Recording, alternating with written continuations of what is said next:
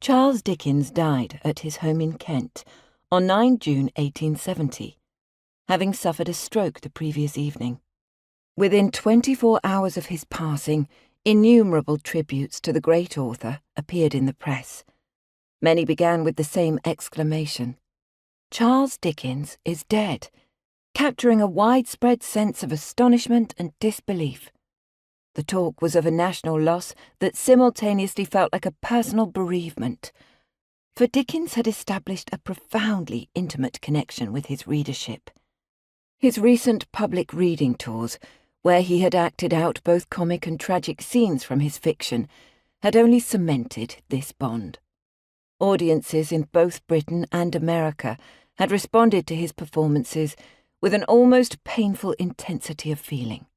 Such was the strength of this attachment, the power and reach of his work, the extent of his fame, that his death seemed almost unthinkable. Obituarists concurred that the world had been deprived of a titan of English literature, perhaps second only to Shakespeare, utterly unmatched for originality and greatness of heart. There was some debate about arranging a fitting funeral. Dickens himself had hoped for a simple burial in Rochester, not far from his country retreat in Gad's Hill.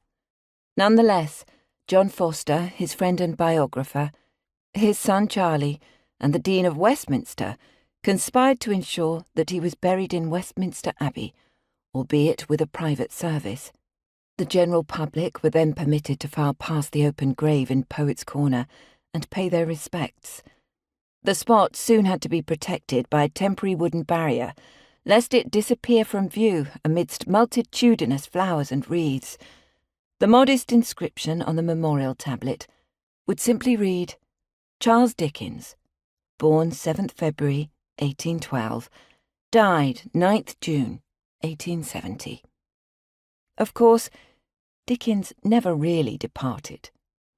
Literary immortality, predicted during the author's lifetime, was amply realised after his death. Print editions multiplied, much to the satisfaction of the book trade.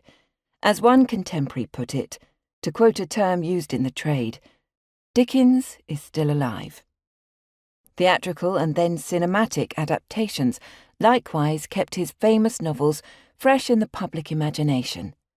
His characters, meanwhile, seemed to acquire a life of their own. Charitable Dickens-themed pageants, balls and bazaars, where people dressed as Little Nell, Mr. Pickwick et al., became remarkably popular in the late Victorian and Edwardian period. Rochester even hosted a Dickens fancy dress roller skating carnival.